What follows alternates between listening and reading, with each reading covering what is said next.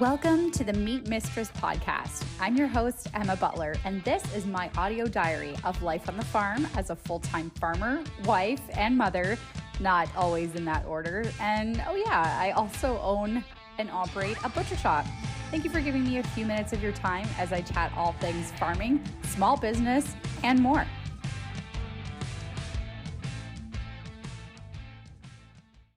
Okay, we're just going to dive right into this topic. I am going to try and make it short and sweet. And I frankly don't really care if I offend anyone because that just kind of seems the way that the world is. You can't say anything anywhere without somebody finding it offensive. And I kind of think that some people just need to keep, their ears to the ground. You know what I'm saying? So if you read the title of this podcast, you will see that the title is one of the things that I say, not only to myself and to my team, almost on a daily basis, but even just as I'm, scrolling the internet, listening to podcasts, watching TikTok, doing all the things that one does, I remind myself of this. Haters are fans. Haters are fans, my friends. There is not another mindset out there that I believe is going to work for you if you are not in the mindset that haters are fans. Now let's dissect that a little bit. I will tell you a little bit more what I mean by that. So this is something that I realized maybe 3 years ago when our business was very, very new. I'm talking still serving customers out of my garage type new, okay? Haters are fans is something that occurred to me when, we launched this new business, very niche, very different, very much against the norm. Nobody, and I'm not saying this to be patting myself on the back, but nobody in our community within a 25 or 40 kilometer radius, even 50 kilometer radius was doing what we were doing. So when we launched our business, which if you're not sure, we are farmers, we raise beef, lamb, and chicken, and we started a direct to consumer retail store right on our farm. So we started serving customers our products that we raise on the farm and selling it right to them. So farm to table, no middlemen, no BS. We gave customers the opportunity to speak to us, the farmers, ask us questions, and better connect with us directly. Now, of course, because it's new, because it's different, people are going to talk. You have people that are on one side of it that are saying, this is the coolest thing I have ever seen. I am totally on board. Smart idea. Let's support it. And there are people on the other side that say, this is never going to work. They are stupid. They don't know what they're doing. They have no idea about business. They don't know anything. Why would they do that? And it's funny because, a crowd of negativity is always louder than a group of positivity. Those voices of negativity, they always ring louder. People that are negative are always louder people. Have you noticed that? They're people that come into the room and they want to make it known that they don't agree with a goddamn thing. They don't agree the grass is green. They don't agree the sky is blue. Negative people, negative energy, negative clouds are always big and always loud, because if the attention of negativity is on them, then they can get more people on their side to side with them. And I don't know whether they feel more powerful or what the deal is. But the power of positivity always seems to overshadow even that large cloud of negativity. It always does. Positivity always wins in the long run. So haters or fans became a statement that I just started to embody and live by. Because haters, so the people that are against you, the people that don't believe in you, the people that are jealous of you, the people that don't think for 1 second that you have any sort of competence or, calculated precision at all. The people that look at you and think that you're dumb and you don't know what you're doing and you're going to fail, those people are fans. And I mean they're fans because they're secretly in your corner. And let me explain this, okay? So in the world of social media, right? Who's watching you the closest? The people that hate you.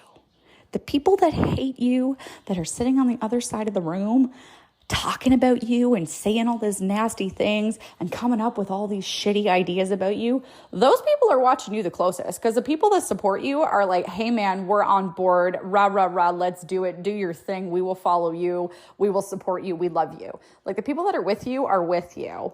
So they don't need to keep an eye on you because they're already with you. They're like, hey, we're already here together doing the thing and spreading the love and working together. The people that hate you, they're watching you like a hawk. They want to see you make mistakes. They want to see you trip up. They want to see you get in trouble. They want to see you, misspeak on the internet or post something that they don't agree with so they can jump all over you, yada, yada, yada. The haters are your biggest fans, my friend. They are watching your shit. They are liking your shit. They are commenting on your shit. They are sending your shit to their friends. And they're all talking about you in their group chat. But they're talking about you. No such thing as bad press. So haters are fans. I'm going to keep saying it. I know I've already said it 10 times, but haters are your fans. They're the people that are watching you the closest because they want you to make a mistake. Now, how you navigate this, how I have found success navigating this, is being in this mindset of haters don't exist. I truthfully, in my core and in my soul and in my peace, they don't exist. I don't hear a dang word of negativity about myself or my business or what I'm doing or anything. I don't hear that. It's not that I hear it and then I tone it out or I hear it and ignore it. I just do not. I do not, period. There is no negativity going to enter this space. There is no hate going to enter this space. There is no clouds of doubt. There is no shred of incompetence wave going to come over me. No, I do not. And I kind of started to have this shift in my mindset. It happened, I would say, when I started having kids. And I started having kids when I was 25, I think. Was I 25 or 24? Anyway, I had children very young. I married my husband when I was 23. That's a cute love story for another day. But when I had children, all of a sudden your brain, and as a woman, your brain, maybe you agree with me, maybe you don't, kind of flips. And you're like, whoa.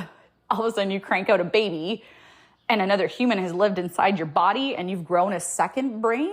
You're like, oh, wait a minute. Wait a dang minute. The world is changed. And your chemistry and your brain and how you move about the world and the way you take up space is changed when you have children.